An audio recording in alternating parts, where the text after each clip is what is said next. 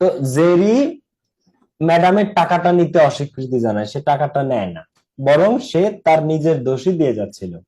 He was standing back of his own carelessness, সে তার নিজের কেয়ারলেসনেস, নিজের অসতর্কতার দোষ দিচ্ছিল। He was a free will agent, সে ছিল একজন ফ্রি উইল এজেন্ট, স্বেচ্ছায় কাজ করা ব্যক্তি। ফ্রি উইল এজেন্ট বলতে স্বেচ্ছায় কর্মীকে বোঝায়, যারা নিজ ইচ্ছায় কাজ করে। And he choose to do careful work, এবং সে সতর্কতার সাথে কাজ করা পছন্দ করত। অ্যান্ড ইফ হি ফেইল্ড, এবং যদি সে ব্যর্থ হতো, হি টুক দ্য রেসপন্সিবিলিটি, সে সেটার দায়িত্ব নিয়ে নিত ব্যর্থতার। উইদাউট সাবটারফিউজ, কোন রকম ভনিতা বা অজুহাত ছাড়াই। তো Jerry was a free will agent, সে ছিল একজন স্বেচ্ছাকর্মী, free will agent. And he choose to do careful work, এবং সে সচেতন ভাবে কাজ করতে পছন্দ করত। অ্যান্ড ইফ হি ফেইল্ড, যদি সে কোনো কাজে ব্যর্থ হতো, he took the responsibility without subterfuge, সে কোন রকম ভনিতা ছাড়াই সেটার দায়িত্ব সে নিয়ে নিত। হুম। অ্যান্ড হি, দেখো সাবটারফিউজ মানে এক্সকিউজ, ভনিতা, ভনিতা বুঝো, ঘুরায় পেঁচায় সুন্দর করে দোষটা আরেকজনের উপর দিয়ে দিব, ভুল করছি আমি কিন্তু দোষটা দিয়ে দেবো আরেকজনের উপরে, এটাকে সাবটারফিউজ বলে, ভনিতা করা, অজুহাত দেখানো। তো জেরি বাচ্চা ছেলে, 12 বছর বয়স, তারপরে কোনো ভুল হলে তার দ্বারা, যদি সে কোনো কখনো ব্যর্থ হয়, তার দায়িত্ব সে নিজে নিয়ে নিত, রেসপন্সিবিলিটি, উইদাউট সাবটারফিউজ, কোন রকম ভনিতা ছাড়াই। And he did for me the unnecessary thing, এবং সে আমার জন্য অনেক অপ্রয়োজনীয় কাজ করে দিত। আননেসেসারি কিছু কাজ, যেগুলো কোনো মানুষকে ট্রেনিং, প্রশিক্ষণ কোনো কিছু দিয়ে শেখানো যায় না, মন থেকে মানুষ যেটা করে দেয়। তো he did for me the unnecessary thing, সে আমার জন্য আননেসেসারি কাজগুলো করে দিত। দ্য গ্রেসিয়াস থিং, সৌজন্যময়ী জিনিসগুলা। গ্রেসিয়াস মানে সৌজন্যময়ী, সৌজন্যময়ী, সব থেকে সৌজন্যময়ী কে? আমাদের সৃষ্টিকর্তা। তো দা গ্রেসিয়াস থিং, সবচেয়ে সৌজন্যময়ী কাজগুলা এবং অপ্রয়োজনীয় আননেসেসারি যেগুলা, জেরি সেগুলা করে দিত। That we find done only by the great of heart, যেগুলা সাধারণত মানুষ মহত্ব থেকে করে দেয়, যে কাজগুলা সাধারণত মানুষ মনের মহত্ব থেকে করে দেয়, by the great of heart, ঠিক আছে, মনের মহত্ব থেকে। Things no training can teach, যে কাজগুলা কোনো ট্রেনিং দিয়ে কাউকে শেখানো যায় না, কোনো প্রশিক্ষণ দিয়ে কাউকে শেখানো যায় না। এখন জেরি আসতো কি করতে? কাঠ চেরাই করতে। কিন্তু কাঠ চেরাই করা ছাড়াও জেরি কিছু আননেসেসারি, অপ্রয়োজনীয় যে কাজগুলা, বাসার সৌজন্যময় যে কাজগুলা, এইগুলা মন থেকে সে করে দিত ওই লেখিকার জন্য। তো এই কাজগুলা করা কোনো ট্রেনিং দিয়ে কাউকে শেখানো যায় না। For they are done on the instant, কারণ এই কাজগুলা করা হয় ইনস্ট্যান্ট, মন থেকে। উইথ নো প্রেডিকেটেড এক্সপিরিয়েন্স, কোনো পূর্ব অভিজ্ঞতা ছাড়াই, কোনো ধরনের পূর্ব অভিজ্ঞতা ছাড়াই। তো হি ফাউন্ড, একদিনের একটা ঘটনা এই লেখিকা এখানে বলতেছে। আচ্ছা, প্রেডিকেটেড মানে পূর্ব নির্ধারিত বা পূর্বের কোনো অভিজ্ঞতা ছাড়াই ইনস্ট্যান্ট মাথা খাটিয়ে এই কাজগুলো করতে হয়। যেমন একদিন হি ফাউন্ড এ চাবি হোল, সে একদিন একটা চাবি হোল, একটা গর্ত দেখতে পায়। বিসাইড দা ফায়ার প্লেস, যেখানে আগুন জ্বলে, রুমের মধ্যে, রুম গরম রাখতে যেখানে কাঠ দিয়ে আগুন জ্বালায় তার পাশে। That I had not noticed, লেখিকা বলতেছে যে চাবি হোলটা আমি নোটিস করি নাই। হুম। এই যে চাবি হোলটা, এটা আমি নোটিস করি নাই, কিন্তু জেরি এটা দেখেছে, ঠিক আছে।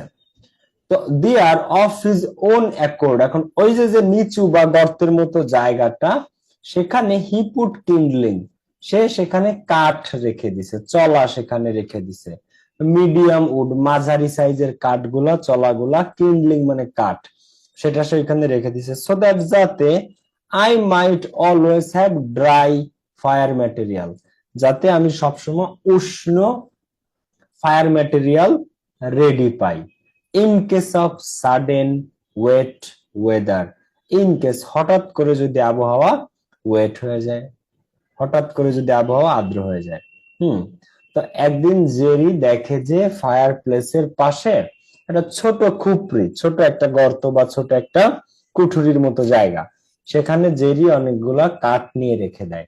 কারণ ফায়ার প্লেসে যখন আগুন জ্বলে, হুম, আচ্ছা ফায়ার প্লেসটা কি সেটা একটু তোমাদের দেখাই আমি।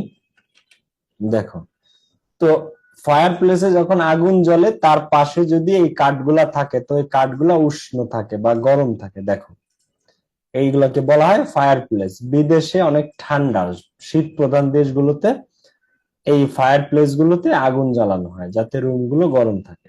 ঠিক আছে, এগুলাকে বলা হয় ফায়ার প্লেস। হুম, ফায়ার প্লেস কি চিনতে পেরেছো ভাইয়াপুরা? ফায়ার প্লেস বুঝতে পেরেছো? জি ভাইয়া। ওকে, সো এই ফায়ার প্লেসের পাশে কাঠ রেখে দেয় যাতে এই কাঠগুলো উষ্ণ থাকে। ছোটবেলায় দেখছি মা চাচিরা যখন রান্না করতো, আম্মু তখন দেখতাম ওই চুলার পাশে ওই চলাগুলা রেখে দিত যাতে ওই চলাগুলা টনটনে থাকে, শক্ত থাকে, যাতে পরে গুলা জ্বালানি হিসেবে ব্যবহার করলে ধূপ করে আগুন ধরে যায়। ঠিক আছে, এই ধরনের। তো a stone was loose in the rough walk to the cabin. ওই কেবিনে রাফ ওয়াক করার সময়, মানে কেবিনে যদি কেউ হেঁটে যায়, হুম, তখন ওইখানের একটা স্টোন লুজ হয়ে গেছে। লুজ মানে নড়ে চড়ে গেছে একটা পাথর। তো এখন এখানে দুইটা কথা বলছে, একটা কিন্তু ফায়ার প্লেসের পাশে কাঠ রেখে দিত জেরি, যাতে যদি কখনো হঠাৎ করে আবহাওয়া আর্দ্র হয়ে যায়, হঠাৎ করে আবহাওয়া ঠান্ডা হয়ে যায়, ম্যাডাম যাতে আগুন জ্বালানোর জন্য উষ্ণ কাঠ পায়। ড্রাই ফায়ার ম্যাটেরিয়াল, শুকনো আগুন জ্বালানোর মতো কাঠ যেন ম্যাডাম ইনস্ট্যান্ট হাতের কাছে পায়, এই কারণে জেরি কাঠ রেখেছিল। 2 নাম্বার, একদিন জেরি দেখে যে কেবিনে রাফ ওয়াক, মানে জাস্ট কেবিনে রাফ ওয়াক বলতে এলোমেলো ভাবে যদি কেউ হেঁটে যায় সেও দেখতে পারবে যে একটা স্টোন লুজ হয়ে গেছে, একটা পাথর নড়ে চড়ে গেছে। ঠিক আছে, মানে দুলতেছে বা নড়তেছে পায়ের চাপ লাগলে। তো তখন হি ডাগ এ ডিপার হোল, তখন জেরি ওইখানে আরেকটু গভীর একটা গর্ত করে, ডিপ, ডিপার, ডিপেস্ট, জেরি তখন ওইখানে আরেকটা গভীর গর্ত করে, অ্যান্ড স্টিডিয়েট ইট, এবং ওইটাকে স্থির করে সেখানে বসিয়ে দেয়। স্টিডিয়েট ইট, সেটা ওইখানে স্থির করে ওটা বসায় দেয়। Although he came himself, যদিও সে নিজেই এসেছিল, by a shortcut over the bank, যদিও সে নিজে আসছিল, এই ম্যাডামের কেবিন পর্যন্ত সে আসে এই পাহাড়ের সাইড দিয়ে একটা শর্টকাট রাস্তা ব্যবহার করে। তার মানে কি, শর্টকাট রাস্তা ব্যবহার করে সে নিজে আসে, সে বেশি হাঁটবে না বলে, তার কষ্ট হয়ে যাবে বলে। কিন্তু ম্যাডামের বাসায় ঠিকই সে কাঠ রাখতেছে, ম্যাডামের বাসার একটা স্টোন পাথর নড়ে গেছে, সেটা সে গভীর গর্ত করে সেটাকে সেখানে ফিক্স করে দিচ্ছে। এইসব কাজ ম্যাডামের জন্য সে ঠিকই করতেছে, কিন্তু সে নিজে যাতে শর্টকাটে আসে, কষ্ট কম হয়, এই কারণে মানে ওই পর্বতের সাইড দিয়ে আসে শর্টকাট রাস্তা ব্যবহার করে। তো এই কাজগুলোকেই ম্যাডাম বলতেছে যে সে আমার স্টোন ঠিক, পাথর ঠিক করে দিত, সে আমার জন্য শুকনো কাঠ রেডি করে রাখতো। এইগুলা মনের থেকে মানুষের জন্য করতে হয়, এগুলা কোনো ট্রেনিং কাউকে শেখাইতে পারে না। তাই ফাউন্ড দ্যাট, একদিন আমি দেখি যে when I tried to return his thoughtfulness, যখন আমি তার এই বুদ্ধিমত্তার, এই থটফুলনেস, তার এই যে বুদ্ধিমত্তার প্রতিদান দিতে চাইলাম, উইথ সাচ থিংস, ছোট ছোট জিনিস দিয়ে, সাচ এস ক্যান্ডি, যেমন ক্যান্ডি অ্যান্ড অ্যাপলস, ক্যান্ডি দিতাম, অ্যাপল দেওয়ার চেষ্টা করতাম যখন তাকে আমি। এখন দেখো ম্যাডামের জন্য এইসব ছোট ছোট কাজ যখন জেরি করে দিত, তো ম্যাডাম কৃতজ্ঞতা স্বরূপ জেরি যে এই যে বুদ্ধিমত্তা, থটফুলনেস এর সাথে, বুদ্ধির সাথে জেরি যে এই কাজগুলো করতো, তো ম্যাডাম কি করতো, যে ঠিক আছে জেরি আমার জন্য এসব করতেছে, জেরিকে আমি একটা ক্যান্ডি দেই, জেরিকে আমি একটা আপেল দেই। তো যখন দিতে যাইতো জেরি তখন কোনো কথা বলতো না, সে নির্বাক হয়ে তাকিয়ে থাকতো। He was wordless, say wordless, নির্বিচারে নির্বাক হয়ে ম্যাডামের দিকে তাকায় থাকতো। তো থ্যাংক ইউ, ধন্যবাদ বলাটা, ওয়াজ পারহাপস, সম্ভবত, আর এক্সপ্রেশন, ধন্যবাদ বলাটা এমন একটা এক্সপ্রেশন, এমন একটা কথা, ফর হুইচ, যেটার জন্য হি হ্যাড নো ইউজ, যেটার তার কাছে কোনো ব্যবহার ছিল না। জেরিরে ম্যাডাম যখন ক্যান্ডি বা আপেল দিত, জেরি থ্যাংক ইউ বলতো না, জেরি শুধু ম্যাডামের চেহারার দিকে তাকায় থাকতো। বলছে থ্যাংক ইউ এমন একটা এক্সপ্রেশন, এমন একটা অভিব্যক্তি, এমন একটা কথা যেটা জেরির কাছে এটার কোনো ব্যবহার ছিল না। মানে তোমাকে যদি কেউ থ্যাংক ইউ, মানে তোমাকে যদি কেউ ক্যান্ডি বা অ্যাপেল দেয়, তুমি কি করবা? অন্তত তাকে একবার থ্যাংক ইউ জানাবা। কিন্তু জেরি কখনো সেটা করে নাই। ফর হিজ কার্টেসি ওয়াজ ইনস্টিংক্টিভ, জেরির জন্য সৌজন্যময়িতা ছিল তার জন্মগত বা প্রবৃত্তিগত, সে যে কাজগুলো করে দিত এটা কার্টেসি, সে তার মনের সৌজন্যতা বোধ থেকে করে দিত ম্যাডামের জন্য, এটার জন্য সে ক্যান্ডি আপেল কোনো কিছুই নিতে চাইতো না, সে নির্বাক হয়ে শুধু তাকায় থাকতো। ঠিক আছে, আর তার জন্য এই সৌজন্যময়িতাকে ইনস্টিংক্টিভ, জন্মগত, স্বভাবগত, ন্যাচারাল, তার মধ্যে ন্যাচারালি সে এরকম, ন্যাচারালি সে সৌজন্যময়, কার্টিয়াস, তার মধ্যে কার্টেসি আছে। তো he only looked at the gift and at me, তো সে গিফটের দিকে তাকাতো এবং আমার দিকে তাকাতো। আমি যখন তাকে ক্যান্ডি বা আপেল দিতে চাইতাম, সে একবার গিফটের দিকে তাকাতো, একবার আমার দিকে তাকাতো। এন্ড এ কার্টেন লিফটেড, এবং একবার চোখের পর্দা, মানে কার্টেন লিফটেড, চোখের পর্দাটা একবার নাড়াতো, মানে চোখ টিপড়ি মারা। একবার সে চোখ টিপড়ি মারতো, মানে একবার চোখের পাতাটা নামাতো। So that I saw deep into the clear well of his eyes, যাতে আমি deep into the clear well of his eyes, যাতে আমি ক্লিয়ার ওয়েল, গভীর ভাবে, স্পষ্ট ভাবে তার চোখটা পড়তে পারি। সে আমার দিকে তাকায় থাকতো আর একটা চোখ টিপড়ি মারতো, এবং তখন আমি আই স ডিপ, আমি গভীরে দেখতে পারতাম, ক্লিয়ার ওয়েল, পরিষ্কার ভাবে, স্পষ্ট ভাবে তার চোখের মধ্যে। এন্ড গ্রাটিটিউড ওয়াজ দেয়ার, এবং সেই চোখে ছিল কৃতজ্ঞতা বোধ, কৃতজ্ঞতা বোধ ছিল সেই চোখে। এন্ড অ্যাফেকশন, এবং কি ছিল, স্নেহ ছিল, অ্যাফেকশন ছিল। Soft over the farm granite of his character, এবং তার ফার্ম গ্রানাইট, দৃঢ় পাথরের মতো চরিত্রের উপর ছিল সফটনেস, কোমলতা। ঠিক আছে, তাহলে দেখো কি বলছে। তো জেরির চোখে আমি দেখতাম গ্রাটিটিউড, গ্রাটিটিউড মানে কৃতজ্ঞতা, থ্যাঙ্কফুলনেস বা গ্রেটফুলনেস, এটার সিনোনিম। তো তার চোখের মধ্যে গ্রাটিটিউড ওয়াজ দেয়ার, সেখানে ছিল কৃতজ্ঞতা। এন্ড অ্যাফেকশন, আর ছিল কি, স্নেহ, স্নেহ ছিল। আর কি ছিল, soft over the farm granite of his character, এবং তার দৃঢ়, ফার্ম মানে দৃঢ়, গ্রানাইট মানে ছিল পাথর, শক্তিশালী পাথরকে গ্রানাইট বলে। তো দৃঢ় পাথর ছিল তার চরিত্র, অফ হিজ ক্যারেক্টার, দৃঢ় পাথরের মতো চরিত্রের উপর ছিল কোমলতা আর স্নেহ।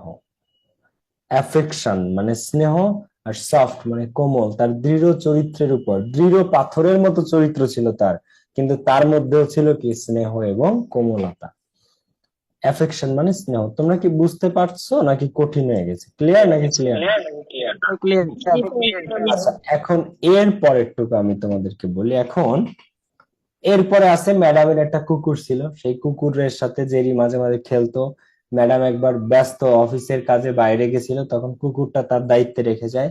এখন এর পরের যে অংশটা, এগুলো তোমাদের লাগবে না, কিন্তু ঘটনাটা তোমাদেরকে আমি বলি। তো জেরিকে যখন ম্যাডাম আপেল বা ক্যান্ডি দিত, তো জেরি নির্বাক হয়ে তাকায় থাকতো। কেন তাকায় থাকতো? কারণ জেরির মা ছিল না। হুম, জেরি কোথায় থাকে? একটা এতিমখানায়। কোথায় থাকে? একটা এতিমখানায়। এখন এতিমখানায়, এতিমখানায় থাকে। তো জেরিকে যখন কেউ ভালোবেসে চকলেট দিত, বিশেষ করে মহিলা, জেরির ছিল না মা, তো ওই মহিলা যখন তাকে চকলেট দিত, ক্যান্ডি দিত, আপেল দিত, জেরি খুব ইমোশনাল হয়ে যেত। সে কথা বলতে চাইতো, কিন্তু তার মুখ দিয়ে কথা বের হতো না। ঠিক আছে, তো এরকম আস্তে আস্তে দিন গড়ায়, জেরি আসতে থাকে, ম্যাডামের সাথে আরো ক্লোজ হয়, ম্যাডামের কুকুরের সাথে আরো ক্লোজ হয়। একদিন সন্ধ্যাবেলা, তো জেরি আসছে, কাঠচেরাই করা শেষ, ম্যাডামের কেবিনের মধ্যে বসা।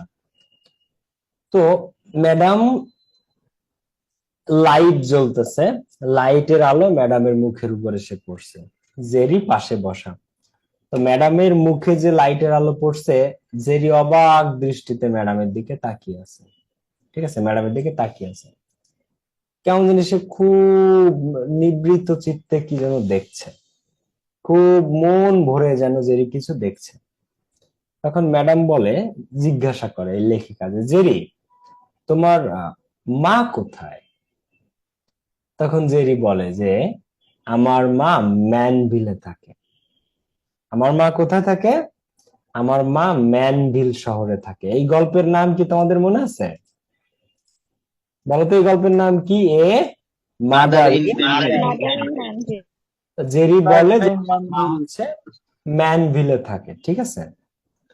তখন ওই লেখিকা এই কথাটা শুনে খুব মেজাজ খারাপ হয়, খুব মেজাজ খারাপ হয় যে জেরির মা ম্যানভিলে থাকে।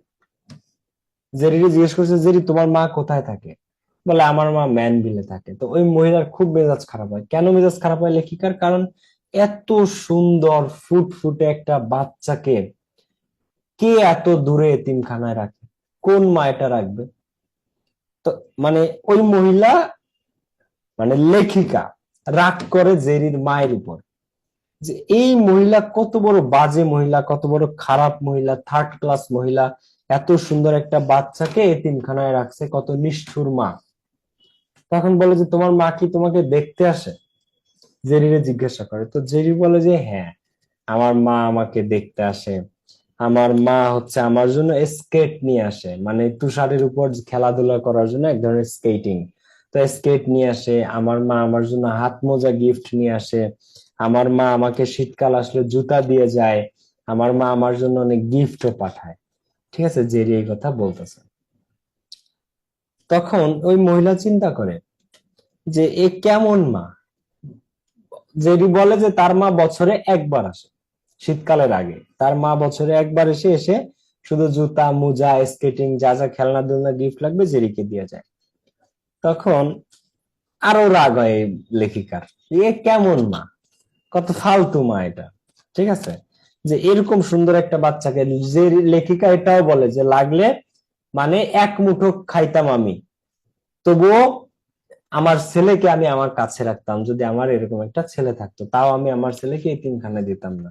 দরকার হয় দুই মাই পুঁতি দুই মা ছেলে এক মুঠ করে খেয়ে বাঁচতাম, তারপরে এত সুন্দর ছেলেকে আমি এতিমখানায় রাখতাম না, লেখিকা বলে। তারপরে লেখিকা জিজ্ঞেস করে যে তোমার মা সর্বশেষ কবে আসছিল তোমার জন্য গিফট কিনে? তুমি কি কখনো কিছু কিনেছো মায়ের জন্য? তো জেরি বলে যে হ্যাঁ, আমিও আমার মায়ের জন্য গিফট কিনি, আমিও আমার মায়ের জন্য গিফট পাঠাই। কি পাঠাও তুমি তোমার মায়ের জন্য? এক ধরনের বিশেষ হাত মোজা আছে, ঠিক আছে, যেটা জেরির মা কাজ করে, কাজ করতে গেলে জেরির মায়ের লাগে। তো জেরি বলে লেখিকাকে যে আমি আমার মায়ের জন্য এই হাত মোজা কিনে পাঠাই বছরে একবার। তো এই কথা শুনে লেখিকা মানে মনে মনে খুব রেগে থাকে যে এরকম সুন্দর একটা বাচ্চা তার এতিমখানায় রেখে গেছে, খোঁজ নেয় না, কিছু নেয় না, এই কেমন মা। তারপরে লেখিকা আস্তে আস্তে আস্তে আস্তে ওনার সময় শেষ হয়ে যায়। আর উনি এখন আর এই সাউথ ক্যারোলিনা নর্থ ক্যারোলিনা পর্বতের এই এই কেবিনে আর থাকবে না। ওনার মাস শেষের দিকে তখন উনি চলে যাবেন। ঠিক আছে, মানে ওই ক্যারোলিনা থেকে চলে যাবে। উনি তো আসছিল 1 মাসের জন্য বেড়াইতে, আবহাওয়া চেঞ্জ করতে, ম্যালেরিয়া রোগ দূর করতে, একটু নির্জন আবহাওয়া দরকার ছিল, তাই উনি আসছিল। তো এখন উনি চলে যাবেন। তো এতিমখানার যে দায়িত্ব চাবি বুঝাই দেওয়ার, সেইখানে গেছে। হুম, সেখানে যে চাবি বুঝাই দেওয়ার জন্য গেছে, গিয়ে বলতেছে যে আমি অমুক নাম্বার কেবিনে থাকতাম, আমি 1 মাসের জন্য রুমটা ভাড়া নিয়েছিলাম, কেবিনটা, এখন আমার সময় শেষ, আমি চলে যাচ্ছি। তো এটা হচ্ছে এতিমখানার কর্তৃপক্ষরে ওই লেখিকা বলতে আসছে। হুম, এখন জেরিরে ওই মহিলা 2 দিন আগে জানাইছে যে জেরি আমি অমুক দিন চলে যাব। তো ওই যখন মহিলা ওইটা জানাইছে তারপর থেকে জেরি আর ওনার কেবিনে যায় না। জেরি আর ওনার কেবিনে যায় না, কারণ জেরির এত কষ্ট লাগতেছে, এত কষ্ট লাগতেছে যে মহিলা চলে যাবে। তাই জেরি চায় না যে ওই মহিলা চলে যাক, কারণ কারণটা একটু পরে জানতে পারবা। তো ওই মহিলা যখন জেরিরে বলছে যে জেরি আমি চলে যাব পরশুদিন, তো জেরি এটা শোনার পরে আর ওই মহিলার কেবিনে যায় নাই, ওই লেখিকার কাছে আর যায় নাই। তো এখন যাওয়ার সময় হয়ে গেছে, লেখিকার চাবি বুঝাই দিতে আসছে। চাবি বুঝাই দিতে আসছে যে অফিসিয়াল ক্লার্কের কাছে। তিনি একটা মহিলা, ঠিক আছে, তিনি একটা মহিলা যার কাছে লেখিকা চাবি বুঝাই দিতে আসছে। তো আসার পরে বলতেছে, চাবি টাবি দিয়ে বলতেছে আচ্ছা জেরি কোথায়? জেরিকে কি আপনি দেখেছেন? কে বলতেছে এই কথা? লেখিকা বলতেছে ওই কর্তৃপক্ষের মহিলাকে, জেরি কোথায়, জেরিকে কি দেখেছেন? তখন বলে যে জেরির 2 দিন মন খারাপ, জেরির বন্ধুরা জেরিকে দেখেছে একা একা পাহাড়ের দিকে হেঁটে যেতে। জেরি একা একা পাহাড়ের দিকে হেঁটে চলে গেছে। ঠিক আছে, তখন ওই মহিলা বলে, লেখিকা বলতেছে যে আচ্ছা, আহ, জেরি তো মনে হয় জেরির মা আসছে বা জেরির মা মনে হয় আসবে, তাই না? এই কারণে মনে হয় জেরি চলে গেছে, আমার সাথে 2 দিন দেখাও করে না। তো জেরির মনে হয় মা আসবে, জেরি আমাকে বলেছিল যে তার মা আসে বছরে একবার। তখন ওই মহিলা অবাক হয়ে যায়, জেরির মা আসবে? কই থেকে জেরির মা আসবে? তখন বলে যে কেন, জেরি আমাকে বলেছে তার মা ম্যানভিল শহরে থাকে, তার মা তাকে স্কেট পাঠায়, তার মা তাকে গিফট পাঠায়, তার মা তাকে মোজা জুতা পাঠায়। তখন ওই ক্লার্ক যে মহিলা উনি বলে যে শি স্টেয়ার্ড এট মি, মানে ওই লেখিকার দিকে সে স্টেয়ার্ড, অবাক দৃষ্টিতে তাকায়, অবাক চোখে ওই লেখিকার দিকে তাকায় পড়ে ওই মহিলা। আই ডোন্ট আন্ডারস্ট্যান্ড, সে সে বলে যে আমি আসলেই বুঝতে পারছি না, কারণ হি হ্যাজ নো মাদার, তার কোনো মা নাই, হি হ্যাজ নো স্কেটস, তার কোনো খেলার স্কেটও নাই। আসলে জেরি যে বলতো যে আমার মা ম্যানভিল শহরে থাকে, আমার মা আমাকে স্কেট পাঠায়, এটা আসলে তার কল্পনা। জেরির মা সত্যিকার অর্থে বেঁচে নাই, কিন্তু জেরির অস্তিত্বে, জেরির মনে সে বেঁচে আছে। তো সে মনে করে যে তার মা কোন শহরে বসবাস করে, তার মা ম্যানভিল শহরে আছে। কোন শহরে? ম্যানভিল। তখন লেখিকা অনেক ইমোশনাল হয়ে যায়, সে এখানে কান্না করে এবং পরবর্তীতে এখান থেকে সে চলে যায়।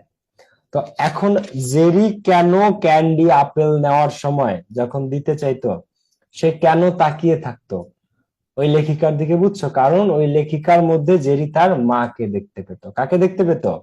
তার মাকে। তার মাকে। জেরি ভাবতো যে তার মাও মনে হয় এরকম। আর সে যে বলে যে ম্যানভিল শহরে তার মা আছে, এটা আসলে তার কল্পনায়।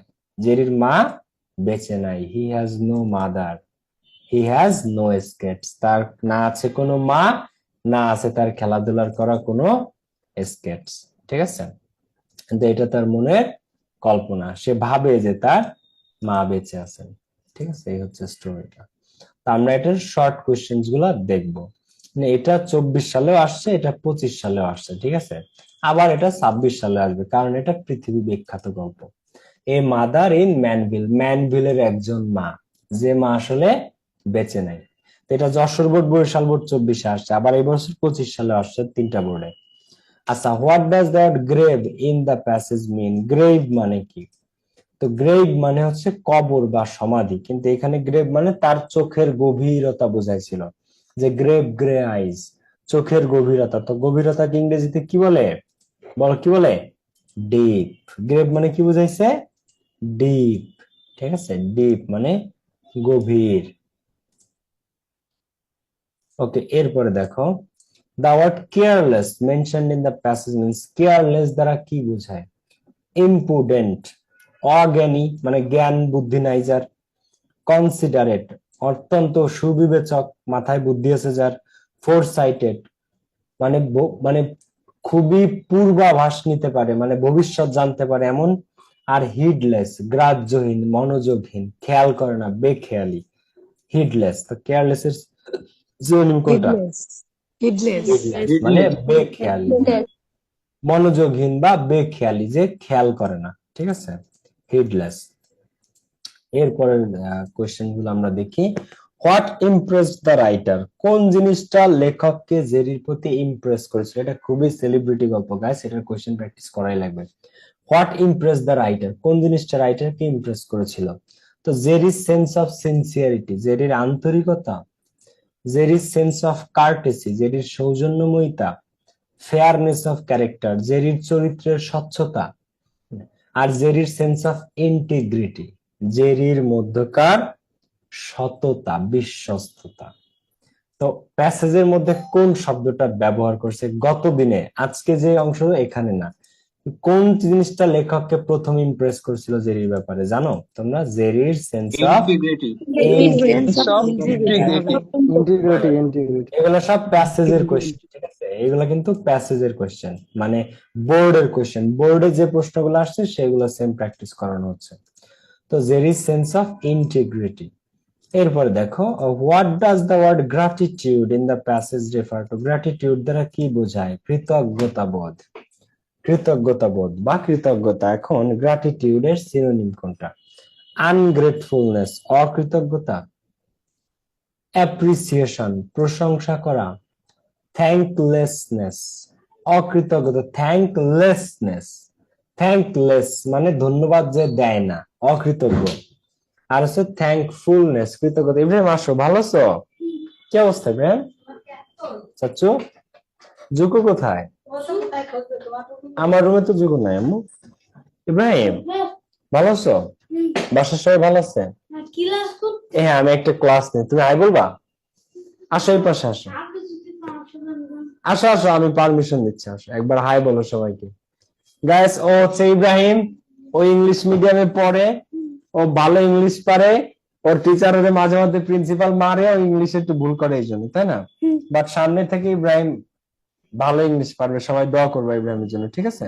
কিন্তু আমার এখন কালকে ম্যাথ এক্সাম। কালকে তোমার ম্যাথ এক্সাম মিস আসছিল, পড়াইছে তোমাকে? হ্যাঁ, কালকে ম্যাথ এক্সাম, দোয়া করবে। সবাই দোয়া করবা, কালকে ইব্রাহিমের ম্যাথ এক্সাম, বুঝছো? তোমরা দোয়া না করলে কিন্তু তোমাদের খবর আছে। সবাই একবারে মন খুলে দোয়া করবা ইব্রাহিমের জন্য, ঠিক আছে? দাও হাই দাও, টাটা। সবাই দোয়া করবে তোমাকে, ঠিক আছে? এখন তুমি একটু জুকোকে দেখো, আমি ক্লাসটা শেষ করে আসতেছি তারপর, আচ্ছা, ঠিক কত আছে? মিনিট লাগবে? আমার হচ্ছে 25 মিনিটস, 25। আচ্ছা, ঠিক আছে? তুমি একটু আশিক আঙ্কেলের সাথে খেলো, হ্যাঁ? আশিক তো নেই। আশিক নেই? না। তাহলে জুকোর সাথে একটু খেলো, তোমার আন্টি এসে দেখো, ঠিক আছে? আচ্ছা, ঠিক আছে। অফিসে যাও, দেখো। ওকে, একটু জুকোরে দেখো।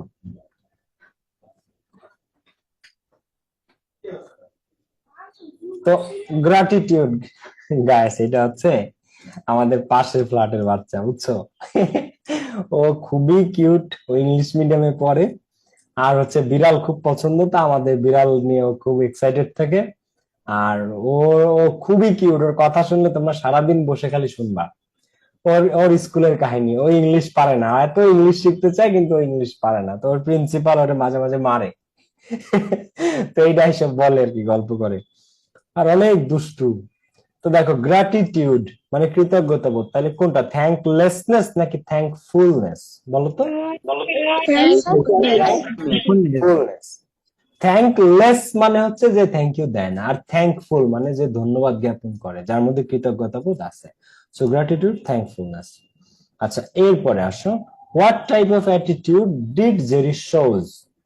জেরি কি ধরনের attitude দেখাইতো when he got a gift from the writer? যখন লেখিকা তাকে গিফট দিতে চাইতো, ক্যান্ডি, অ্যাপলস, সে কেমন অ্যাটিটিউড শো করতো? চেয়ারফুল, অত্যন্ত উল্লাসিত। থ্যাঙ্কফুল, কৃতজ্ঞ। ইনডিফারেন্ট, সে উদাসীন থাকতো। সাইলেন্ট, সে চুপ করে থাকতো। দেখে কার কার মনে আছে, বলো কি? সাইলেন্ট, ওয়ার্ডলেস, সে কি থাকতো? নিঃশব্দ, সে ওয়ার্ডলেস থাকতো, সাইলেন্ট থাকতো, চুপ করে থাকতো। He was a free will agent. What does the word free will mean? তো ফ্রি উইল এজেন্ট মানে স্বেচ্ছায়, স্বাধীনভাবে সে কাজ করবে। তো রিলাক্ট্যান্ট, অনিচ্ছুক। এনফোর্স, জোরপূর্বক। অটোনমি, স্বায়ত্তশাসিত। আর ইনভলান্টারি। এখন দেখো, ফ্রি উইল এজেন্ট মানে যে নিজের ইচ্ছায় কাজ করবে, কিন্তু যাকে জোর করে তুমি কাজ করাইতে পারবে না। এনফোর্সড মানে কাউকে বলপূর্বক কাজ করানো। রিলাক্টেন্ট মানে অনিচ্ছুক। আর ইনভলান্টারি, এখন ভলান্টারি মানে হচ্ছে যখন স্বেচ্ছায় কোনো মানুষ তোমরা কাজ করে, যেমন ভলান্টারি শব্দটা ভলেন্টিয়ার লাগে কলেজের বিভিন্ন ক্রীড়া প্রতিযোগিতায়, স্পোর্টস, এসব বিভিন্ন জায়গায়। তো ইনভলান্টারি মানে অনিচ্ছাকৃত। আর অটোনমি মানে বুঝো তোমরা? স্বায়ত্তশাসিত। স্বায়ত্তশাসিত কাকে বলে? নিজের ইচ্ছা মতো রুলে। যেমন ঢাকা বিশ্ববিদ্যালয় স্বায়ত্তশাসিত, এখানে সরকার এসে তার সিদ্ধান্ত দিতে পারবে না। ঢাকা বিশ্ববিদ্যালয়ের মানে অধ্যক্ষ, ভিসি, শিক্ষকেরা যেভাবে মনে চায় ঢাকা বিশ্ববিদ্যালয় সেইভাবে চালাবে। রাজশাহী বিশ্ববিদ্যালয় স্বায়ত্তশাসিত। চট্টগ্রাম বিশ্ববিদ্যালয় স্বায়ত্তশাসিত, জাহাঙ্গীরনগর বিশ্ববিদ্যালয় স্বায়ত্তশাসিত। এইখানে এসে যে সরকার থাকুক, যে প্রধানমন্ত্রী থাকুক, যে রাষ্ট্রপতি থাকুক, তাদের নিয়ম এখানে চলবে না। টিচাররা, ভিসি, স্টুডেন্টরা যেভাবে ভালো মনে করে সেভাবে চলবে, এটাকে বলা হয় অটোনমি। ক্লিয়ার? তো জিনিসটা কি তোমরা বুঝে গেছে? Answer C, autonomy. স্বেচ্ছায়, সে যেভাবে চায় সেভাবে সে কাজ করবে, ফ্রি উইল এজেন্ট। বুঝছো না বুঝো না ভাইয়া? পুরা ক্লিয়ার না? স্বায়ত্তশাসিত প্রতিষ্ঠান। আচ্ছা, এরপরে দেখো হোয়াট, বাট অ্যাকচুয়ালি বাংলাদেশে স্বায়ত্তশাসিত কিছু নাই। এগুলা খাতা কলমে স্বায়ত্তশাসিত, বাট অ্যাকচুয়ালি ঢাকা বিশ্ববিদ্যালয়ের টিচাররা সরকারের পাঁচাটে, জাহাঙ্গীরনগর, রাজশাহী, চিটাগাং সব বিশ্ববিদ্যালয়ের ভিতরে সরকারের পাঁচাটে। ঠিক আছে?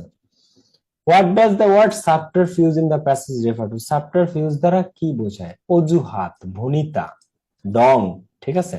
তো ক্যান্ডিডনেস, অকপট, মন খোলা। ফোর্থরাইটনেস, স্ট্রেট, সোজা সাপটা কথা বলা। এক্সকিউজ, অজুহাত দেওয়া, নান অফ দিস। এটা তো তোমাদের পারা উচিত। তো সাবটারফিউজের এখানে আমি কি দিব বলো? কি দিব? ক্লাস আছে 10টা। এক্সকিউজ। কি অ্যান্সার হবে এখানে? এক্সকিউজ। ঠিক আছে, বি, এক্সকিউজ। এরপরে what is the antonym of the word affection? Affection মানে কি? স্নেহ। এটার অ্যান্টোনিম, বিপরীত শব্দ। লাভ মানে ভালোবাসা, ডিভোশন মানে ভক্তি, স্নেহ। অ্যামিটি মানে বন্ধুত্ব, অ্যান্টিপ্যাথি মানে উদাসীনতা, ঘৃণা, বিদ্বেষ। তাহলে অ্যাফেকশনের বিপরীত শব্দ চাইছে, কোনটা বলো? অপোজিট কোনটা? Antipathy, affection, antipathy. এরপরে দেখো the word gracious. Gracious in the passage is closest meaning. Gracious মানেও সৌজন্যময়ী। হ্যাঁ, তো ক্রুয়েল মানে নিষ্ঠুর, ইম্পোলাইট অভদ্র, আনজেনিটাল আর কার্টিয়াস। এখন ইম্পোলাইট, পোলাইট মানে নম্রভদ্র, ইম্পোলাইট মানে অভদ্র। ঠিক আছে? ক্রুয়েল মানে নিষ্ঠুর, আনজেনিটাল, এই আনজেনিটাল মানে সামথিং যেটা অগোছালো, ইনডিসিপ্লিনড। আর কার্টিয়াস মানে সৌজন্যময়। তো গ্রেসিয়াস এর সিনোনিম এখানে কোনটা? ক্লোজেস্ট মিনিং কোনটা এখানে বলো? সৌজন্যময়। The word refuse mentioned in the passage means, প্যাসেজের মধ্যে যে রিফিউজ শব্দটা আছে এটা দ্বারা কি বোঝায়? কোনো কিছুকে অ্যাকসেপ্ট করা, রিফিউজ মানে কি অ্যাকসেপ্ট করা। কনসেন্ট, সম্মত দেয়া। রিস্ট্রেন্ট, কোনো কিছুকে বাধাগ্রস্ত করা, আটকে রাখা। ডিনাই, কোনো কিছুকে অস্বীকার করা। বলে না অমুকের প্রপোজাল অমুক রিফিউজ করছে, তো রিফিউজ মানে কি অ্যাকসেপ্ট করা, কনসেন্ট সম্মত হওয়া, রিস্ট্রেন্ট মানে কোনো কিছু থেকে সংবরণ করা মানে নিজেকে আটকে রাখা, আর ডিনাই অস্বীকার করা। তাহলে রিফিউজ মানে কি বলো? ডিনাই ডিনাই, অস্বীকার করা, মেনে না নেয়া। ঠিক আছে, মেনে না নেয়া, ডিনাই করা, রিফিউজের সেনে। এগুলো হচ্ছে কোয়েশ্চেন। এখন আমি আবারও বলি, এইটা 24-এর বোর্ডে আসছে, এটা এবছর 25-এর বোর্ডে আসছে। তোমরা 26 ব্যাচ তোমরা যাবা, তোমরাও এই মাদার ইন ম্যানভিল থেকে পাবা, কারণ এখানে একটা মাকে নিয়ে গল্প, যে মা বসবাস করে সন্তানের কল্পনায়, এবং জেরির মতে তার মা বসবাস করে ম্যানভিল শহরে। কোথায়? ম্যানভিল শহরে। আচ্ছা, এই জন্য গল্পের নাম এ মাদার ইন ম্যানভিল। আচ্ছা, এরপরে তোমরা আসো পরবর্তী ইউনিটে। আর হ্যাঁ, এখানে আরেকটা জিনিস আছে তোমাদের, সেটা হচ্ছে যে লাভ, পরের যে ইউনিটটা, বাট এখানে তোমাদের তেমন কিছু নাই পড়ার মতো। লাভ নামে একটা ইউনিট আছে, লেসন আছে। দেখো ইউনিট 8 এর লেসন 3টা আমরা পড়লাম, তো ইউনিট 8 এর লেসন 4 আসো তোমরা। লেসন 4 142 পৃষ্ঠা। হ্যাঁ, তো এখানে লাভ নামে যে বাটারফ্লাই ফ্লাই ফরএভার, এটা আমাদের লাগবে না। একটা কবিতা আছে, এই কবিতাটা আমরা শিখবো হচ্ছে থিমের ক্লাসে। থিমের ক্লাস যদি মিস দিছো না, তার জীবন সেবা নাই, বৃথা। কিন্তু থিমের ক্লাস কেউ মিস দেয় না। অলরেডি 2টা কবিতা আমি তোমাদের পড়িয়েছি স্মার্ট বোর্ডে। Hold fast to dreams, Langston হাক্সের কবিতা, 2টা কবিতা পড়াইছি স্বপ্ন নিয়ে ওই দিনে স্মার্ট বোর্ডে। তো এরকম কবিতা ক্লাস কেউ মিস করবে না। ইউনিট 9 আসো সবাই, unit 9 lesson 1। Storm and stresses of adolescence, তার আগে বলে লেখি অ্যাডোলেসেন্স বয়স সন্ধিকাল, এখান থেকে প্রশ্ন বোর্ডে একটা হবেই হবে। বয়স সন্ধিকাল নিয়ে যত বছর ধরে এইচএসসি পরীক্ষার যত বছর ধরে এই বই আছে, এমন কোন বছর নাই যে বয়স সন্ধিকালের চ্যাপ্টার থেকে পরীক্ষাতে প্রশ্ন না আসে। কেন আসে? কারণ তোমাদেরই বয়স সন্ধিকাল চলে, তোমরাই এই ইউনিটের আন্ডারে পড়ো, তোমাদের বয়স। প্রত্যেক বছর এখান থেকে প্রশ্ন আসে, এবছরও আসছে, 25-এও আসছে। এবং এটার লেসন 1 আর 2 এই দুটার মধ্যে থেকে একটা পাবা, হয় লেসন 1 থেকে পাবা, না হয় লেসন 2 থেকে পাবা। ক্লিয়ার? এখন আসেন আমরা শুরু করি। তাহলে ইউনিট 9 বের করবা। কোনটা বের করবা? 9 এর লেসন 1। আমি কি ক্লিয়ার বুঝাইতে পারছি? কোনটা বের করবা? ইউনিট 9 এর লেসন 1। ওকে, ভাইয়া জি 10টায় ভাই। ক্লাস আছে। আমরা একটার পর একটা চ্যাপ্টার ইউনিট শেষ করে করে আগাচ্ছি। চলো সব সামনের দিকে আগাও।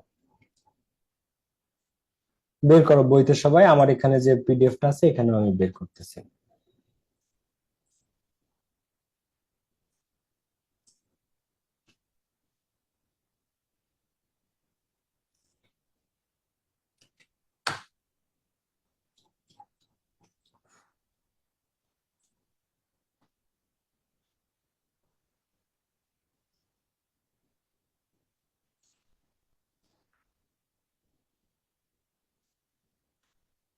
Children must pass through.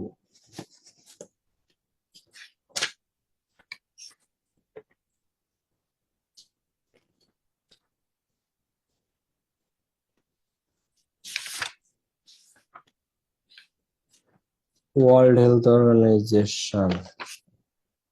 দেখ, বের করো সবাই। আমি তোমাদের বইয়ের সাথে এই পিডিএফটা মিলাচ্ছি যে সবকিছু ঠিক আছে কিনা, কারণ বই তো চেঞ্জ হয়। Lessons are different, may also affect those services problems rise. Okay.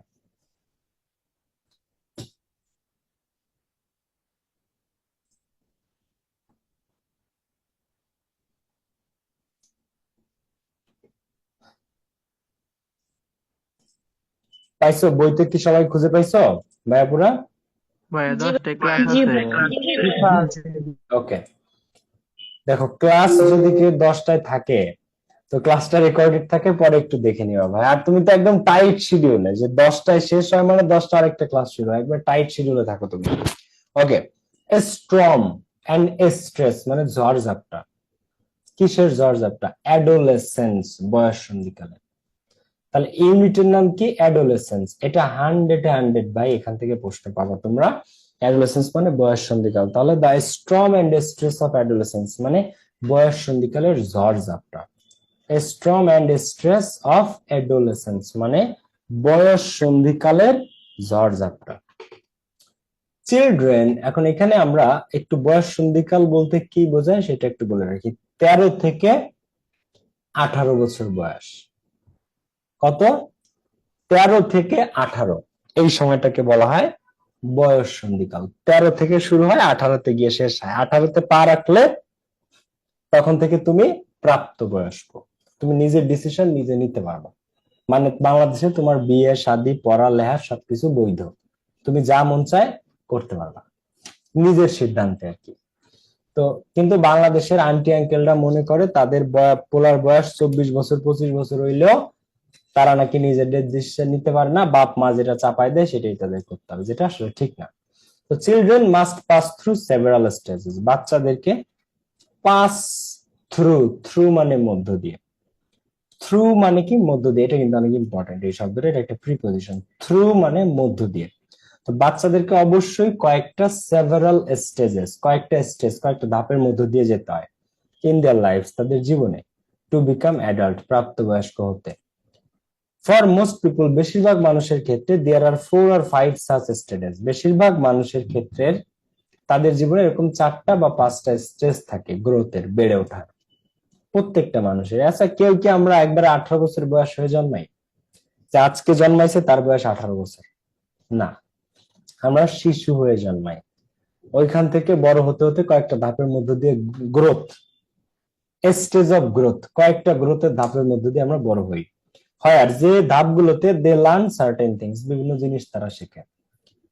Learn মানে শেখে, সার্টেন থিংস কিছু নির্দিষ্ট জিনিস তারা শেখে। আচ্ছা, এরকম ধাপ আছে কয়টা? 1 নাম্বার ইনফ্যান্সি, বাল্যকাল, বার্থ টু এজ 2, জন্ম থেকে 2 বছর বয়স পর্যন্ত এটাকে ইনফ্যান্সি বলা হয়, বাল্যকাল, কোলে তুলে চলতে হয় তাদেরকে, কোলে নিয়ে। এরপর কি আর্লি চাইল্ডহুড, 3 থেকে 8 বছর, এটাকে বলা হয় বাংলায় প্রাক শৈশব। প্রাক শৈশব মানে শৈশবের শুরুর দিকে, আর্লি চাইল্ডহুড। এরপরটা কি লেটার চাইল্ডহুড, শৈশব, 9 থেকে 12। লেটার চাইল্ডহুড মানে ভরা শৈশব আর কি। তারপরেরটা অ্যাডোলেসেন্স, বয়ঃসন্ধিকাল, 13 থেকে 18। কয়টা ধাপ হলো? 4টা। ইনফ্যান্সি, বাল্যকাল, আর্লি চাইল্ডহুড, প্রাক শৈশব 3 থেকে 8, লেটার চাইল্ডহুড 9 থেকে 12, আর অ্যাডোলেসেন্স বয়ঃসন্ধিকাল 13 থেকে 18। তো পার্সন 18, 18-র বেশি বয়স হলে অ্যান্ড ওভার বা 18 বা তার বেশি আর কনসিডার, বিবেচনা করা হয় অ্যাডাল্টস, প্রাপ্তবয়স্ক হিসেবে ইন আওয়ার সোসাইটি, আমাদের সমাজে। তো অফকোর্স দেয়ার আর সাম, অবশ্যই কিছু ছেলে মেয়েরা আছে who will try to act older, যারা বড়দের মতো আচরণ করার চেষ্টা করে, দেন দেয়ার ইয়ার্স, তাদের বয়সের তুলনায়। তো কিছু আছে অকালপক্ষ, অবশ্যই লেখক বলতেছে অবশ্যই কিছু অকালপক্ষ আছে who will try to act older than there years, যারা তাদের বয়সের তুলনায় ওল্ডার আচরণ করার চেষ্টা করে। But for the most part, কিন্তু বেশিরভাগ ছেলেমেয়েরা, মোস্ট ইন্ডিভিজুয়ালস, বেশিরভাগ ব্যক্তিরা have to go through this stages, এই ধাপগুলোর মধ্যে দিয়ে যেতে হয়, ইরেসপেক্টিভ, নির্বিশেষে। ইরেসপেক্টিভের বাংলা কি? নির্বিশেষে। কি নির্বিশেষে? Of their economic or social status, তাদের আর্থিক বা সামাজিক স্ট্যাটাস যেটাই হোক না কেন, তাদের ইকোনমিক স্ট্যাটাস বা সোশ্যাল স্ট্যাটাস যেটাই হোক না কেন, এই স্টেজগুলোর মধ্য দিয়ে তাদেরকে যেতে হয়। ইরেসপেক্টিভ মানে নির্বিশেষে, তাদের অর্থনৈতিক সামাজিক মর্যাদা নির্বিশেষে, যেমনই হোক তাদের অর্থনৈতিক অবস্থা, সামাজিক অবস্থা, এই ধাপগুলোর মধ্যে দিয়ে যেতে হয়। তো যতই টাকা থাকুক একজনের বাবার, জন্মের পরের দিনই তার 18 বছর বয়স হওয়া সম্ভব না। ওয়ার্ল্ড হেলথ অর্গানাইজেশন, বিশ্ব স্বাস্থ্য সংস্থা, জাতিসংঘের যে হেলথ অর্গানাইজেশন WHO, আইডেন্টিফাই, চিহ্নিত করেছে adolescence, বয়ঃসন্ধিকালকে as the period in human growth and development. তো হু বলছে যে বয়ঃসন্ধিকাল হচ্ছে মানুষের গ্রোথ এবং ডেভেলপমেন্ট, বেড়ে ওঠা এবং উন্নয়নের একটা গুরুত্বপূর্ণ অধ্যায়, পিরিয়ড। দ্যাট অকার্স, যেটা ঘটে থাকে, আফটার চাইল্ডহুড, শৈশবের পরে, এন্ড বিফোর অ্যাডাল্টহুড, এবং প্রাপ্ত বয়সের আগে। তো বয়ঃসন্ধিকাল কখন ঘটে মানুষের? শৈশবের পরে। শৈশব শেষ হয় মানুষের 12 বছর বয়সে গিয়ে, 13 থেকে সে অ্যাডোলেসেন্স, বয়ঃসন্ধিকাল। আর অ্যাডাল্টহুড, অ্যাডাল্টহুড মানে 18 থেকে পরবর্তী জীবন। তো অ্যাডাল্টহুড, এই প্রাপ্ত বয়স, এই প্রাপ্ত বয়সের আগ পর্যন্ত। তো শৈশবের পর থেকে প্রাপ্ত বয়স মানে 12-র পর থেকে প্রাপ্ত বয়স 18-র আগ পর্যন্ত, 13 থেকে 18 যে সময়টা, এটাকে বলা হয় বয়ঃসন্ধিকাল, যে সময় মানুষের গ্রোথ এন্ড ডেভেলপমেন্ট হয়। তো this phase represents one of the critical transition in one's life span. তো এই ফেজটা, জীবনের এই বয়ঃসন্ধিকালের এই ফেজটা, এই টাইমটা রিপ্রেজেন্ট করে one of the critical transition, জীবনের একটা গুরুত্বপূর্ণ ট্রানজিশনকে, ইন ওয়ানস লাইফ স্প্যান, একটা মানুষের পুরো জীবনের। অ্যান্ড ইজ ক্যারেক্টারাইজড, এবং এটা বৈশিষ্ট্যপূর্ণ কিসের দ্বারা? বাই ফাস্ট পেসড গ্রোথ, দ্রুত গতিতে বেড়ে ওঠা। এই সময়ের বৈশিষ্ট্য কি? এই যে মানুষের বয়ঃসন্ধিকালে খুব দ্রুত ক্রিটিক্যাল ট্রানজিশন ঘটে, জটিল ভাবে মানুষ পরিবর্তন হতে থাকে, দেখতে দেখতে ধূপধাপ লম্বা হয়ে যায়, ছেলেমেয়েরা বড় হয়ে যায়। তো এটার বৈশিষ্ট্য কি? বয়ঃসন্ধিকালের বৈশিষ্ট্য কি? ক্যারেক্টারাইজড মানে বৈশিষ্ট্য কিভাবে এটা? ক্যারেক্টারিস্টিক মানে বৈশিষ্ট্য, আর ক্যারেক্টারাইজড এটা বৈশিষ্ট্যপূর্ণ কিসের দ্বারা? Fast paced growth. কি দেখে চেনা যায় বয়ঃসন্ধিকালে? 1, ফাস্ট পেসড গ্রোথ, দ্রুত গতির বৃদ্ধি। ফাস্ট পেসড গ্রোথ, দ্রুত গতিতে মানুষ বেড়ে ওঠে।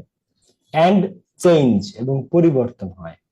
হুইচ আর সেকেন্ড, যে জিনিসটা দ্বিতীয়, only to those at infancy, যেটা বাল্য বয়সের পরেই ঘটে থাকে। মানুষ দুইটা সময় সবচেয়ে বেশি বেড়ে ওঠে। মানুষ দুইটা সময় সবচেয়ে বেশি গড়ে ওঠে। এক হচ্ছে ইনফ্যান্সি টাইমে, যখন সে বেবি, 0 থেকে 2 বছর বয়স। আরেকটা হচ্ছে যখন তাদের অ্যাডোলেসেন্স টাইম 13 থেকে 18 পর্যন্ত। Biological process drive many aspects of this growth. তো বায়োলজিক্যাল প্রসেস, জৈবিক প্রক্রিয়াগুলা ড্রাইভ চালিত করে many aspects of this growth, এই গ্রোথের বিভিন্ন দিককে চালিত করে, এন্ড ডেভেলপমেন্ট এবং উন্নয়ন ঘটায়। উইথ দ্য অনসেট অফ পুবার্টি, যেমন এই সময়ে মানুষের যৌবনের শুরু হয়। উইথ দ্য অনসেট অফ পুবার্টি, পুবার্টি মানে কি যৌবন, মানুষের যৌবনের শুরু হয় এই সময়ে, পুবার্টি মানে যৌবন। Marking the passage from childhood to adolescence, এবং এই যৌবনের শুরু হওয়ার মধ্য দিয়েই, হ্যাঁ, এই যে মানুষের যৌবনটা শুরু হয় এটার মধ্য দিয়েই সে শৈশব থেকে বয়স সন্ধিকালে পা রাখে। চাইল্ডহুড থেকে, শৈশব থেকে অ্যাডোলেসেন্স, বয়স সন্ধিকালে সে পা রাখে যৌবন শুরু হওয়ার মাধ্যমে। দা বায়োলজিক্যাল ডিটারমিনেন্টস, তো জৈবিক কিছু নির্ধারক আছে। অফ অ্যাডোলেসেন্স, বয়স সন্ধিকালের কিছু জৈবিক নির্ধারক আছে, যে ফিজিক্যাল এই চেঞ্জ গুলা দেখলে বোঝা যায় যে তাদের বয়স সন্ধিকাল চলছে। তো এরকম কিছু বায়োলজিক্যাল ডিটারমিনেন্টস, জৈবিক প্রক্রিয়া আছে, আর ফেয়ারলি ইউনিভার্সাল, যেগুলা মোটামুটি ভাবে সার্বজনীন। সারা বিশ্বের মধ্যে তুমি যে কোনো দেশে জন্মগ্রহণ করো, যে দেশেই তুমি বড় হও, যে দেশেই তুমি জন্মেছো, বয়স সন্ধিকালের বৈশিষ্ট্য মোটামুটি সেম। বাংলাদেশের একটা ছেলেরও অ্যাডোলেসেন্স যেমন, একটা মেয়েরও যেমন, জার্মানিতেও তেমন, ইউকেতেও তেমন, ইংল্যান্ডেও তেমন, আমেরিকাতেও তেমন, সব জায়গাতে, রাশিয়াতেও তেমন। হাউএভার, যাই হোক, কিন্তু দ্য ডিউরেশন, এই যে সময়টা, এন্ড ডিফাইনিং ক্যারেক্টারিস্টিক্স, এবং নির্ধারণকারী বৈশিষ্ট্যগুলো অফ দিস পিরিয়ড, এই টাইমটাতে, মে ভ্যারি, পার্থক্য করতে পারে অ্যাক্রস টাইম, সময় ভেদে, কালচার, সংস্কৃতি ভেদে, এন্ড সোশিও ইকোনমিক সিচুয়েশন, এবং আর্থ সামাজিক অবস্থা ভেদে। এখন পৃথিবীর প্রত্যেকটা দেশে বয়স সন্ধিকালের নির্ধারক গুলা, ডিটারমিনেন্টস মানে নির্ধারক গুলা সেমই, যা দেখে বোঝা যায় যে তাদের বয়স সন্ধিকাল চলছে, এটা সেমই। কিন্তু কালচার, সংস্কৃতি ভেদে, টাইম, সময় ভেদে, এন্ড সোশিও ইকোনমিক সিচুয়েশন, এবং আর্থ সামাজিক অবস্থা ভেদে এটার ডিউরেশনটা কম বেশি হতে পারে। কোন দেশে 13 থেকে 18। আবার তোমরা কি জানো, পৃথিবীর অনেক দেশ আছে যে দেশে প্রাপ্ত বয়স মানে 16 বছর ধরা হয়। আমাদের দেশে কত বছর? ভোট দিতে পারো তুমি কত বছর বয়সে? 18, তাই না? পৃথিবীর অনেক দেশ আছে যেখানে 16 বছরে, কিছু কিছু দেশ আছে যেখানে 15 বছরে প্রাপ্তবয়স্ক, ঠিক আছে, সেরকম। তো এই টাইমটা একটু কম বেশি হতে পারে, ডিউরেশনটা। তো this period has seen many changes over the past century. তো এই বয়স সন্ধিকালটা এটা অনেক পরিবর্তন দেখেছে গত শতকে। পুবার্টি ফর এক্সাম্পল, উদাহরণস্বরূপ যৌবন, কামস আর্লিয়ার দেন বিফোর, বর্তমান সময়ের মানুষের মধ্যে যৌবনটা আগে আসে। তারপরে পিপুল ম্যারি লেট, মানুষ দেরিতে বিয়ে করে। দেখো, আগের সময়ের মানুষের বয়স সন্ধিকালের চেয়ে এই সময়ের মানুষের বয়স সন্ধিকালের পার্থক্য বলতেছে যে পিপুল ম্যারি লেট, মানুষ এখন দেরিতে বিয়ে করে। এন্ড দেয়ার সেক্সুয়াল অ্যাটিটিউড, এবং বর্তমান সময়ের মানুষের যৌন আচরণ, সেক্সুয়াল অ্যাটিটিউড, যৌনতার প্রতি যে মনোভাবটা, এন্ড বিহেভিয়ার, এবং যৌন আচরণ, আর ডিফারেন্ট, আলাদা, ফ্রম দেয়ার গ্র্যান্ড প্যারেন্টস, তাদের দাদা দাদির থেকে, অর ইভেন প্যারেন্টস, এমনকি পিতামাতার থেকে। তো বর্তমান জেনারেশনের সেক্সুয়াল অ্যাটিটিউড তাদের বাবা মা, তাদের দাদা দাদিরা যেমন ছিল তাদের থেকে আলাদা, এবং এদের মধ্যে যৌবনটা আগে আসে, ঠিক আছে। অ্যামং দ্য ফ্যাক্টরস রেসপন্সিবল, যে বিষয়গুলো রেসপন্সিবল এটার জন্য, ফর দ্য চেঞ্জ, এই পরিবর্তনের জন্য, আর এডুকেশন, তারা হচ্ছে শিক্ষা, আরবানাইজেশন, নগরায়ন, শহর গড়ে উঠছে, and spread of global communication, এবং বিশ্বব্যাপী যোগাযোগ ব্যবস্থার যে বিস্তার। তাহলে এই যে জেনারেশন ভিত্তিক যে পরিবর্তনটা হয়েছে, হ্যাঁ, আগেরকার জেনারেশনের বাবা দাদার আচরণের চেয়ে বর্তমান জেনারেশনের ছেলে মেয়েদের আচার আচরণ ভিন্ন। তো যে ফ্যাক্টর গুলো রেসপন্সিবল, তারা কে কে? শিক্ষা, শিক্ষা হয়েছে, মানুষের মধ্যে শিক্ষিতের হার বেড়েছে, লিটারেসি, সাক্ষরতার হার বাড়ছে। আরবানাইজেশন, শহর গড়ে উঠছে, নগর গড়ে উঠছে, এবং গ্লোবাল কমিউনিকেশন বিস্তার করছে, বিশ্বব্যাপী যোগাযোগ ব্যবস্থার বিস্তৃতি ঘটেছে। The time of adolescence is a period of preparation. বয়স সন্ধিকালের যে সময়টা, এটা প্রস্তুতির সময়। কিসের প্রস্তুতির সময়? For adulthood. তুমি প্রাপ্ত বয়সের দিকে যাচ্ছ, তাই এটা তোমার প্রাপ্ত বয়সে যাওয়ার প্রস্তুতির সময়। ডিউরিং হুইচ, যে সময়ে, ওয়ান এক্সপিরিয়েন্স, একটা মানুষের অভিজ্ঞতা হয়, সেভারাল কে ডেভেলপমেন্টস, কয়েকটা মূল ধারার পরিবর্তন হয় মানুষের মধ্যে। বিসাইডস ফিজিক্যাল, শারীরিক, দেখো, অ্যান্ড সেক্সুয়াল ম্যাচুরেশন, এবং যৌন পরিপক্কতার পাশাপাশি। Besides physical and sexual maturation, শারীরিক এবং যৌন পরিপক্কতার পাশাপাশি বয়স সন্ধিকালে।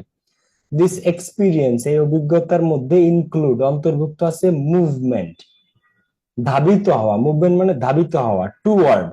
আবার মুভমেন্ট মানে আন্দোলন। কিন্তু তো কিসের দিকে ধাবিত হওয়া? টুয়ার্ড সোশ্যাল, সামাজিক অ্যান্ড ইকোনমিক, এবং অর্থনৈতিক ইন্ডিপেন্ডেন্স, স্বাধীনতার দিকে। তো বয়স সন্ধিকালে শারীরিক এবং যৌন পরিপক্কতার পাশাপাশি আরো অনেক জিনিস ছেলে মেয়েদের এক্সপিরিয়েন্স হয়। যেমন তারা একটা জিনিসের দিকে ধাবিত হয় বয়স সন্ধিকালে, সেটা হচ্ছে সামাজিক ভাবে এবং অর্থনৈতিক ভাবে তারা স্বাধীনতা খোঁজে। সামাজিক এবং অর্থনৈতিক ভাবে তারা ইন্ডিপেন্ডেন্স খোঁজে, স্বাধীনতা খোঁজে। আমার মনে চায় আমি রাত 11টার সময় বাসায় আসবো, তোমার কি? আমি সন্ধ্যার পরেও বাইরে থাকবো, তোমার কি? অর্থনৈতিক স্বাধীনতা, আমি 1000 টাকা চাইলে তুমি আমার 2000 টাকা দিবা, ঠিক আছে? আমি যেটা বলবো এটা করবা, যে টাকা চাই ওই টাকা দিবা। আব্বা তুমি বোঝো, চাচ্ছো তুমি কিছু জানো, মা তোমার এইসব নিয়ে কোনো ধারণা আছে, সব আমি বুঝি, তোমরা কেউ কিছু বোঝো না, ঠিক আছে? এই ধরনের একটা টেন্ডেন্সি থাকে, সামাজিক অর্থনৈতিক স্বাধীনতা চায়। এরপরে ডেভেলপমেন্ট অফ আইডেন্টিটি, বয়স সন্ধিকালে ছেলেমেয়েরা নিজেদের একটা পরিচয় ডেভেলপ করতে চায়। ডেভেলপমেন্ট অফ আইডেন্টিটি, নিজের একটা পরিচয় সে ডেভেলপ করতে চায়, আমাকে মানুষ আমার পরিচয় চিনবে, ঠিক আছে? এরপরে দা অ্যাকুইজিশন অফ স্কিলস, তারা বিভিন্ন স্কিল, দক্ষতা অর্জন করতে চায়। অ্যাকুইজিশন, অর্জন করতে চায়, অ্যাকুইজিশন মানে অর্জন করা। কি অর্জন করতে চায়? বিভিন্ন স্কিল। কি ধরনের স্কিল? নিডেড, যে স্কিলগুলো দরকার, to carry out adult relationship, প্রাপ্তবয়স্ক সম্পর্কগুলা ক্যারি আউট, সম্পাদন করতে যে স্কিলগুলা দরকার, যে দক্ষতাগুলা প্রয়োজন, মানে তারাও প্রাপ্তবয়স্কদের মতো আচরণ করতে চায়, রিলেশনশিপে যেতে চায়। এন্ড রোলস, এবং ভূমিকা পালন করতে চায়। And the capacity for abstract reasoning, এবং সবকিছু তারা বিমূর্ত যুক্তি দিয়ে বুঝতে চায়। সবকিছুর পিছনে যুক্তি, অ্যাবস্ট্রাক্ট রিজনিং, বিমূর্ত যুক্তি। বিমূর্ত যুক্তি কি? যে পাশের বাসার মেয়েটারে নিয়ে এই বাসার ছেলেটা পালাইছে, তো 2-3 দিন তাদের কোনো খোঁজ নাই, 4 নম্বর দিন তাদেরকে পাওয়া গেছে, পাওয়ার পরে তাদেরকে বিয়ে দিয়ে দিছে। এখন এই গল্প থেকে ও কি শিখলো? এটা কি যুক্তি? যে তার মানে ও হচ্ছে পাশের বাসার আন্টির মেয়েরে নিয়ে পালাইছে, তার মানে 4 দিন পর ওদেরকে বিয়ে দিয়ে দিছে, তাই তো ভালো, তাহলে এখন আমি কি করব? আমিও এটাই করব। তো এই অ্যাবস্ট্রাক্ট রিজনিং, এটার ক্যাপাসিটি ওদের হয়, ওরা সবকিছু যুক্তি দিয়ে বুঝতে চায়। তো while adolescence is a time of tremendous growth, তো অ্যাডোলেসেন্স, বয়স সন্ধিকাল যদিও ট্রিমেন্ডাস গ্রোথ, ব্যাপক বৃদ্ধির, এন্ড পোটেনশিয়াল, এবং সম্ভাবনার একটা সময়। বয়স সন্ধিকাল হচ্ছে ট্রিমেন্ডাস গ্রোথ, ব্যাপক বৃদ্ধি, এবং পোটেনশিয়াল, সম্ভাবনার একটা সময়। তো it is also a time of considerable risk, এটা আবার একটা ব্যাপক রিস্কের সময়। ডিউরিং হুইচ, কারণ যে সময়টাতে সোশ্যাল কনটেক্সট, সামাজিক ঘটনাগুলা, এক্সার্ট, ব্যয়, নিবৃত্ত করে, পাওয়ারফুল ইনফ্লুয়েন্স, শক্তিশালী প্রভাব। সামাজিক ঘটনাগুলা পাওয়ারফুল ইনফ্লুয়েন্স, শক্তিশালী ভাবে ইনফ্লুয়েন্স করে, ঠিক আছে? সোশ্যাল কনটেক্সট গুলা, সামাজিক ঘটনাগুলা শক্তিশালী ভাবে প্রভাব ফেলে। এক্সাক্ট মানে নিবৃত্ত করা, ঝেড়ে ফেলা, ঝাড়ে। সামাজিক যে ঘটনাগুলা ঘটে, এটা ব্যাপকভাবে প্রভাবিত করে ছেলে মেয়েদের, ঠিক আছে? যেটা আমি বললাম যে অমুক জন পাশে পাশে মেরে নিয়ে পালাইছে, তাদের বিয়ে গেছে, তার মানে এখন আমিও তাই করবো, এই ধরনের আর কি। Many adolescence face pressure to use alcohol, অনেক বয়স সন্ধিকালের ছেলে মেয়েরা প্রেসার ফেস করে, প্রেসার ফিল করে, ফেস করে, মুখোমুখি হয় অ্যালকোহল ব্যবহার করার, সিগারেট খাওয়ার, আদার ড্রাগস, অন্যান্য ড্রাগস নেয়ার, and to initiate sexual relationships, এবং যৌন সম্পর্কে জড়িয়ে পড়ার। হ্যাঁ, putting themselves at high risk, যেটা তাদেরকে মারাত্মক ঝুঁকিতে ফেলে, ফর ইন্টেনশনাল, ইচ্ছাকৃত, অ্যান্ড আনইনটেনশনাল ইনজুরিজ, এবং অনিচ্ছাকৃতভাবে তারা ইনজুরিতে পড়ে যেতে পারে।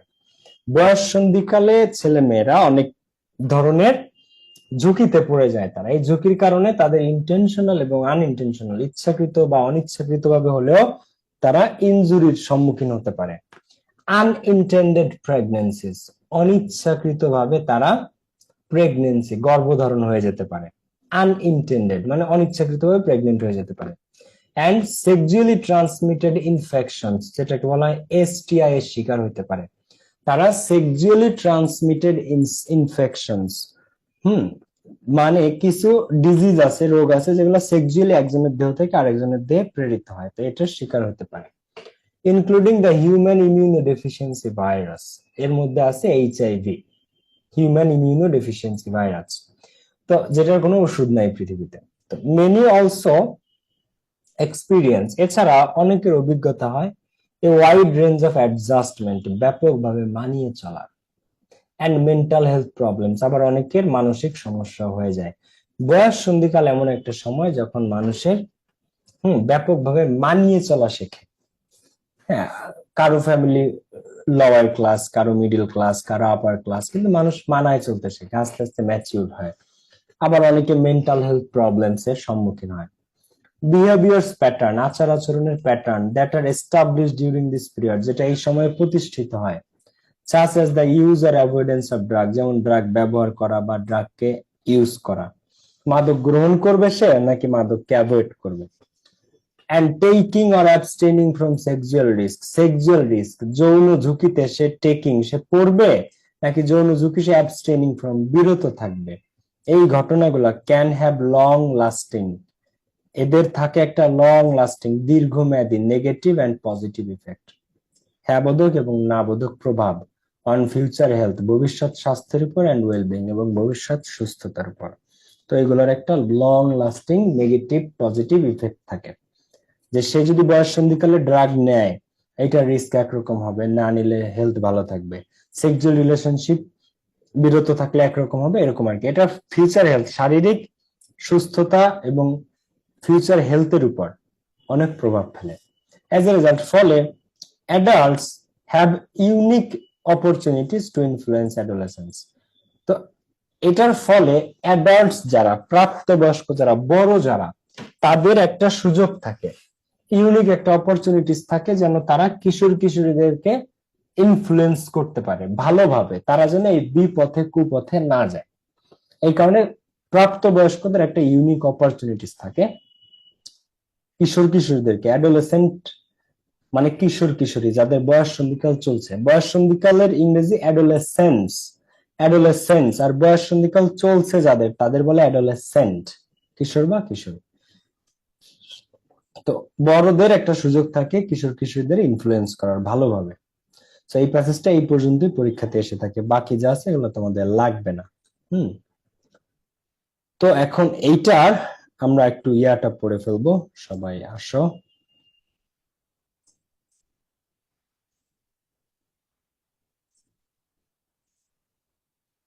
ফার্স্ট পেপার, সাব্বিশ, random class.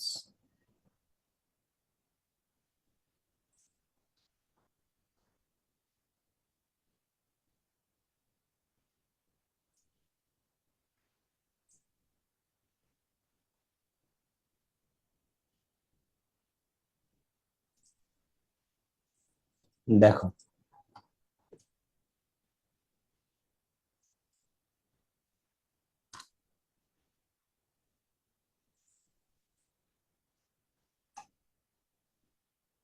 Which of the following, তোমাদের এমসিকিউ আসবে 5টা, বাট 24-এর পরীক্ষা 25-এর পরীক্ষাতে 10টা, কিন্তু তোমাদের হচ্ছে যে শর্ট সিলেবাস না, ফুল সিলেবাস। তো ফুল সিলেবাসে এমসিকিউ হচ্ছে 5টা।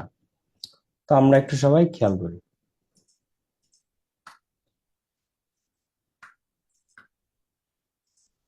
Which of the following has the closest meaning to the word adolescent?